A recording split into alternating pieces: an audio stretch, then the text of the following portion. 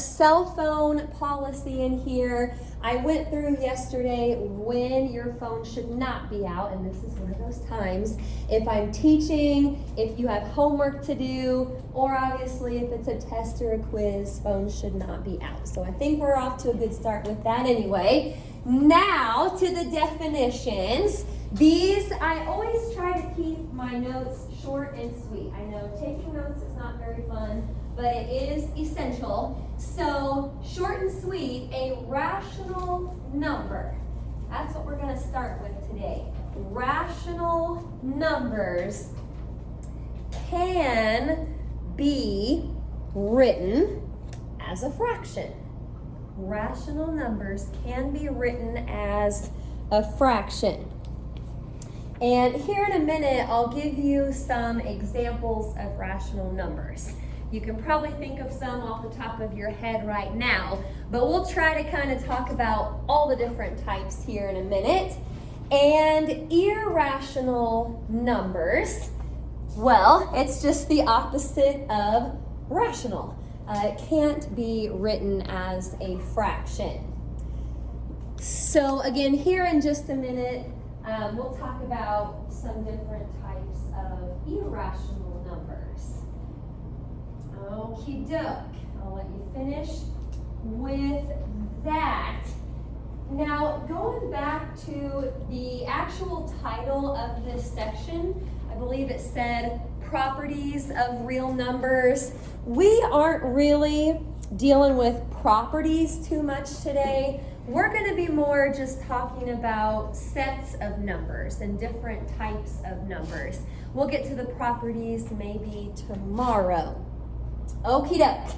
Now, the next slide is going to have sort of like a diagram on it. So we're going to do our best to get this copied into our notes. You don't have to get real fancy or anything, but somewhere kind of in the middle of your paper, wherever you're at right now, go ahead and put real numbers.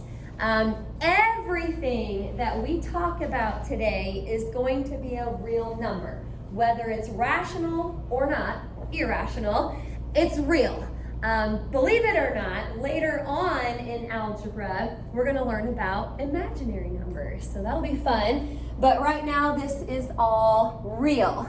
So I know that this looks kind of weird, but you almost want to kind of make two bubbles on your paper. And as far as how many lines you need to leave, I don't know, maybe like 8 lines in here somewhere would be good. So inside the real numbers, we're going to have other sets of numbers. That's why I said maybe leave about 8 lines or so to be able to fit these other types of numbers, these other sets. Now, in case you didn't notice, I said 2 bubbles because right over here, there's kind of a break in the diagram. So these are going to be 2 separate things. We'll start to kind of fill this in as we go.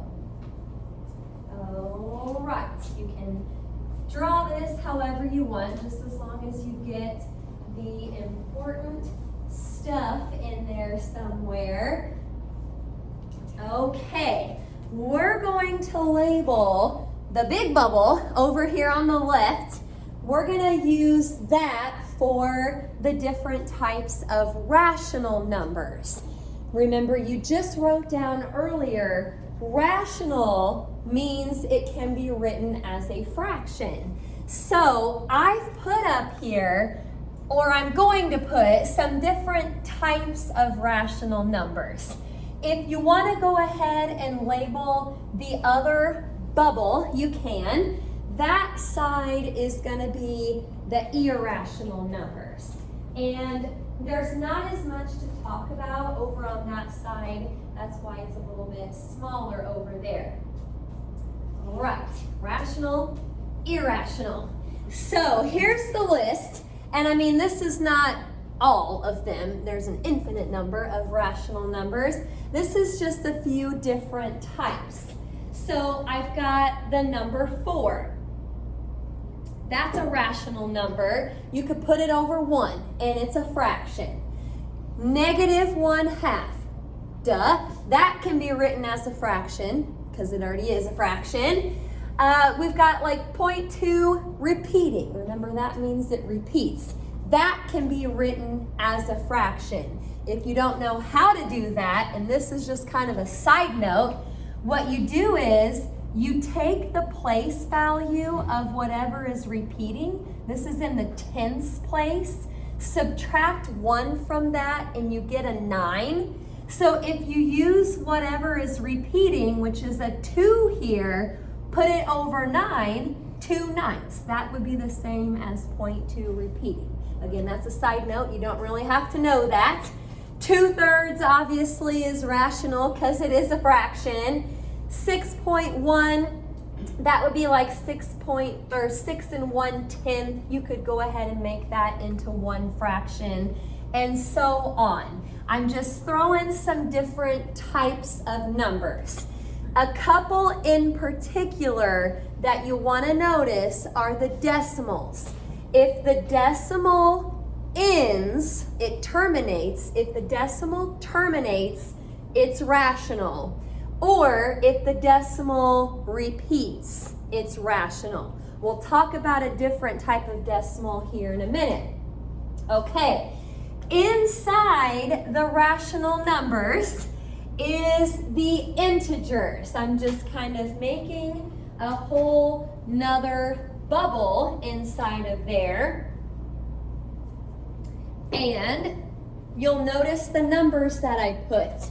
Not just the numbers, but also make sure that you copy down the dots. Okay, those are actually really important. The dots mean that it goes on forever. So I'm not saying that it starts at -2 and just goes to +2. It goes on forever and ever in both directions. Basically, integers are positive numbers, negative numbers, and 0, but you can't have decimals, you can't have fractions. It's just the plain old numbers. Those are the integers. Okie doke. Here in a minute with our examples, we'll have to kind of use these. So for now, we're just kind of getting it copied down since we'll need it. Okay, dokie, another bubble up there. Whole numbers. Now pay attention to the dots on this one. There's no dots in front of the 0.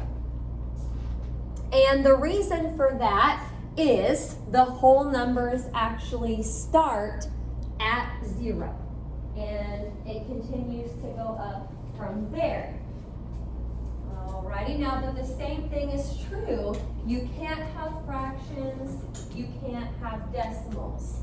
It's just the plain old numbers, but it starts at 0.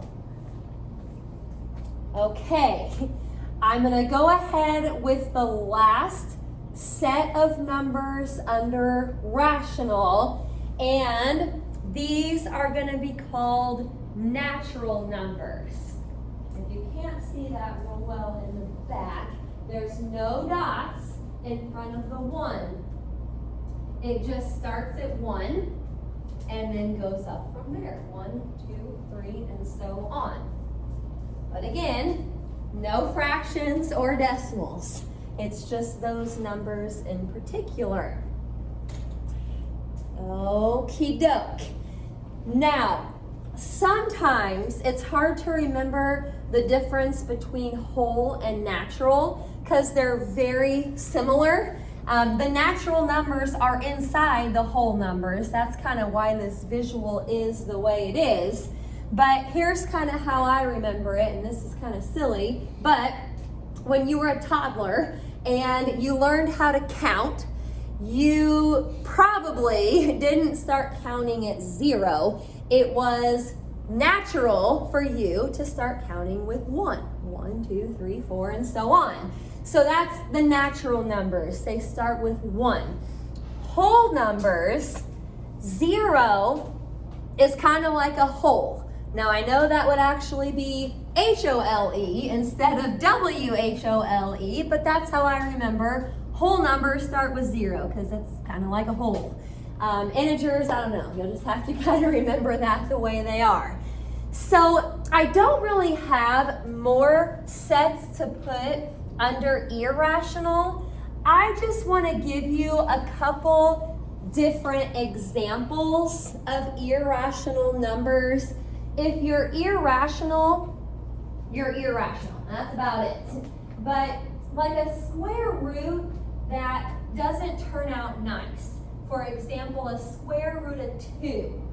If you type that into your calculator, you would get like a 1.41421, blah, blah, blah. Or I even used pi as an example. 3.14159, blah, blah, blah. These are decimals that go on forever and don't have a pattern. That is irrational. If it terminates or it repeats, it's rational. But if it goes on forever without a pattern, that is irrational. And that's kind of important to notice the difference. Okie doke. Any questions about what we just put down there? All the different sets of numbers. Okay, we're going to go ahead and try some examples now. That was all of most of the writing, I guess, for the day, getting that copied down. So the directions. I am a firm believer that you should write the directions down in your notes. I know it's not always fun to do that, but if you have, or I guess I should say, if you don't have the directions, when you go back to look at your notes, you're not going to really remember what you were doing or what you were supposed to do. And the directions I use in the notes should be, for the most part, the same as what you see in the textbook. So if you have these, you'll be able to match it up to what you see in the homework. So you can do them the same way. All right, these directions say, name the sets to which each number belongs. Name the sets to which each number belongs. Now, before I even put the first example up here, I want to remind you, I'm going to go back here for a second, remind you that every number we talk about today is real. Real is still a set of numbers. Right now, it's the only set of numbers that we know, but what I'm trying to say is, once we start these examples, you should put real on every single one of them. There'll be other things to write down too, but no matter what, everything is real. Make sure you don't forget to put real. Okay, we're going to try to look at the number -23. To take good math notes, you should copy the directions and put the original problem down. If you just have the answer, again, it's not going to help when you go back to look at your notes later. Well, you have the diagram in front of you on your paper. I'm going to go back here for a second. -23. I definitely need to put real. So that's a good place to start. Like I said, everything is real, so that's good. Now, once you decide that it's real, this is kind of why I like that diagram. If it's rational, you should keep going to look at these other sets. If it's irrational, then it's irrational and that's it. But what do you guys think? Is -23 rational or irrational? Rational. So that'll be the next one that I copy down. Real, rational. But let's keep going. Like I said, if it's rational, you might have a little bit more to copy down. I got real, I've got rational. Let's move down to integers. Would you say negative 23 is an integer? Yes. Yes.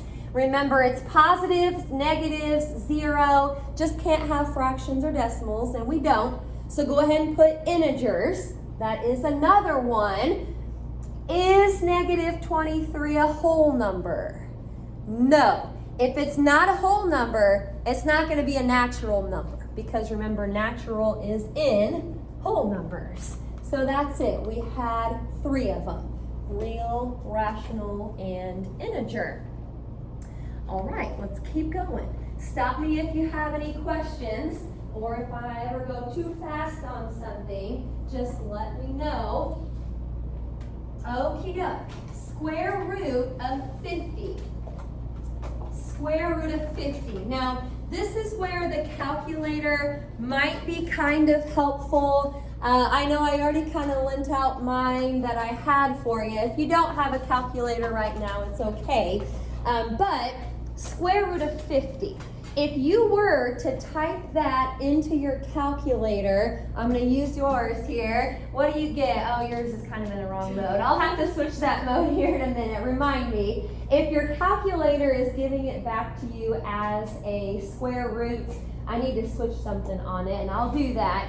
Anybody get a decimal back? We got like 7.0716, blah, blah, blah. Well, that is a decimal that goes on forever and doesn't repeat. So we know it's real because everything is real, but because it's a decimal that goes on forever and doesn't repeat, it has to be irrational. And remember, according to our little diagram, if it's irrational, it's not going to be anything else. So you don't have to check out anything else for number 2. Alrighty, I'm going to keep on rolling here. Number 3, 62.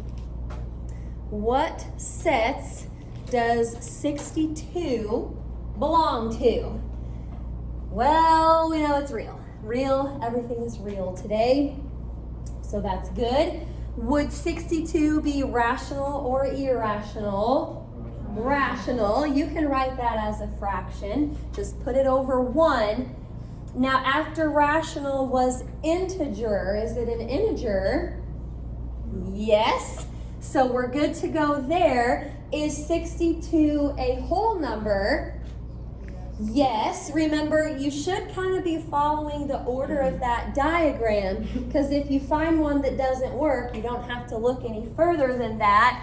But we went through the whole thing on this one. Not only is it a whole number, it's also natural. So it happened to be the whole left side there for number 3. All right, I'm just going to do a couple more of these just to show you some other numbers and different things that could happen. Number 4, 7/8. 7/8. Okay, it is real. Everything is real. Question of the day. Can 7/8 be written as a fraction? Yes. Okay, good. We're still awake. So it is a rational number. Now I get to integers, and starting with integers, none of the rest of them can have fractions or decimals. So that's it, just real and rational.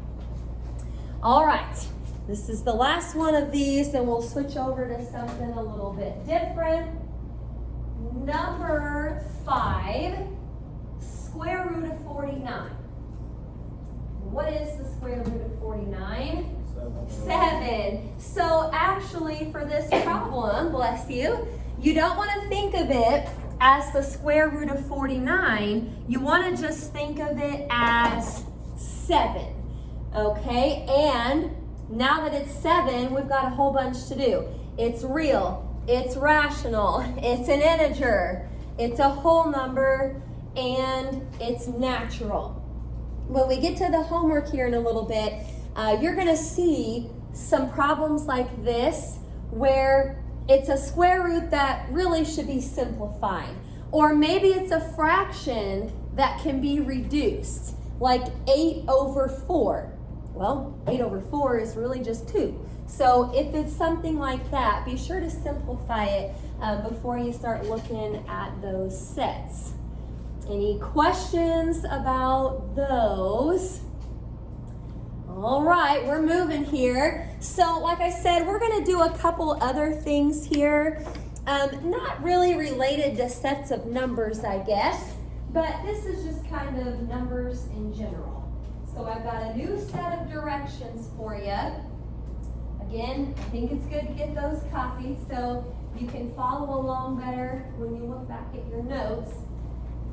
All this says to do is graph each number on a number line.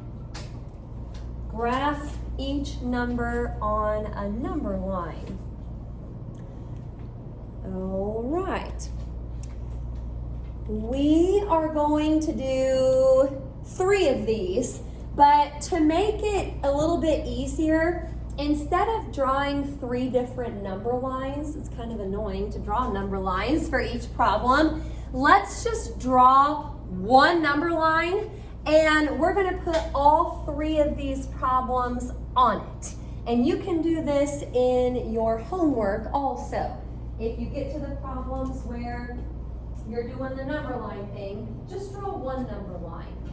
We can hopefully put all of them on it. All right, I'll give you a second to get that started. I went out to 7 and -7. That should be fine, or maybe even 6 would be fine too if you don't have quite enough room. Okie doke.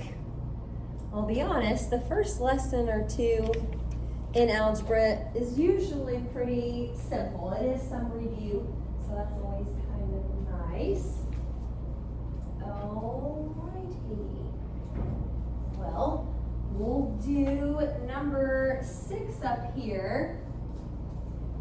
For number 6, we have to graph 2/3. Okay, and we're not talking graph it on a coordinate plane, obviously. We're just graphing it on a number line. Now, some numbers will be exact. Like if they told you -3, you just put a point right there at -3. 2/3, well, I guess you could use your calculator if you wanted to take 2 divided by 3 to see what it is as a decimal, or we're gonna just kind of make an educated guess for where it is. We know that it's between 0 and 1, and really, when we graph it, it should be a little bit closer to 1. As a decimal, it's 0.6 repeating, so I'm gonna put a point, or just a dot, a little closer to 1 than 0. We're not gonna be real exact on this. Again, this is just kind of an educated guess, but that is approximately 2/3. Now, because we're gonna put 3 of these on the same number line, let's label that number 6. So later on, we kind of remember which one was which. All right, 2/3. Between 0 and 1, a little bit closer to 1. Let's look at a couple other numbers. Okay, the negatives. Sometimes we get these a little bit backwards just because that side of the number line is a little different. -4 and 1/5. So this number is just a little bit smaller than -4. So when you go to graph it, it needs to be just a little bit to the left of -4. If you put it on the right side of -4, that would be like a -3 point something. You don't want that. You need it to be a little bit past -4, and that was number 7. All right, one more of these for fun. Getting down toward the end here. Switch to one more set of directions after this. But Last number line problem, number 8, the square root of 27. Now again, if you don't have a calculator, you can probably kind of figure this out without a calculator.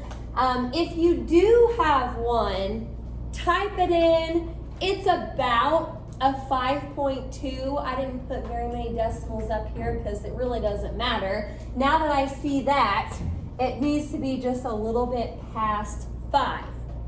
Now, how would I know that without a calculator? Square root of 25 is 5. So since this is square root of 27, it needs to be just a little bit bigger than 5. You know it shouldn't quite be 6 because square root of 36 is 6. But that's just a little bit past 5. Alrighty, any questions about those? Hopefully not. Those are pretty simple, I think. Well, last set of directions, and you should have a pretty good amount of homework time today. Maybe you can get it done before you leave. We're going to compare the two numbers that they give us. Compare the two numbers, and it says use greater than or less than. Compare the two numbers, use greater than or less than.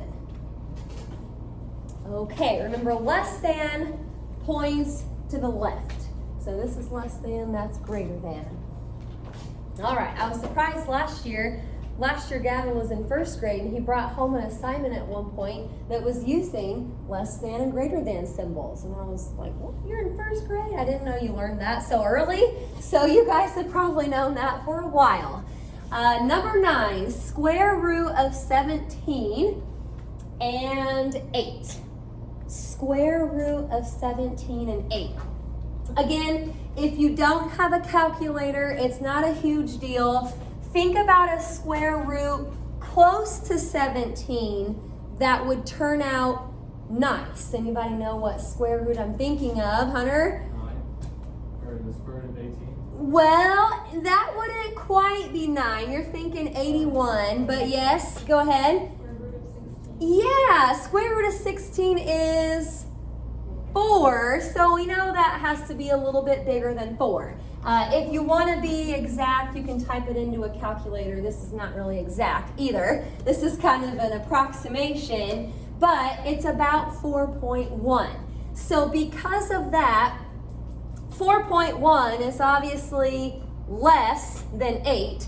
So one thing you do want to be kind of careful about is whenever you actually write out your answer, you want to go back and use the number that they gave you. Like you wouldn't want to say 4.1 is less than 8, because 4.1 is not really what they gave you. They gave you the square root of 17. Technically, another correct answer would be just the opposite. If for some reason you wanted to put the 8 first, you could also say 8 is greater than the square root of 17. You don't have to have both answers, just either one of those would work. All right, I want to do just one more here, and this one you don't even have to type into your calculator or think about any nice square roots around it. Okay, so don't make it harder than it has to be. Number 10, we've got a square root of 31 and negative 9. Well, obviously a positive number is going to be bigger than a negative. So I'm going to stick a greater than symbol in there. If you wanted, for some reason, to switch that around, that would be another correct answer. Okie doke. Any questions about those? Not too shabby for our first Algebra 2 lesson. If you're good with that, I'm going to go ahead and put the assignment up here.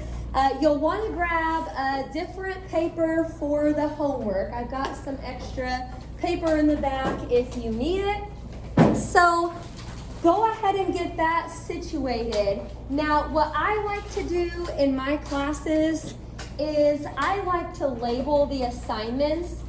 Whenever we have our first binder check, it's just easier if everything is labeled. So because we are in algebra and this is our first assignment, we're going to label it A1. So somewhere at the top of your paper, put A1. And then you can copy down what it is. Tomorrow's assignment will be A2, and then A3, and so on. We get up to maybe like 100-ish by the end of the year. So we're just beginning, but we're going to be on pages 15 through 17, doing numbers 14 to 34 even, 50, 57, 58, and 72.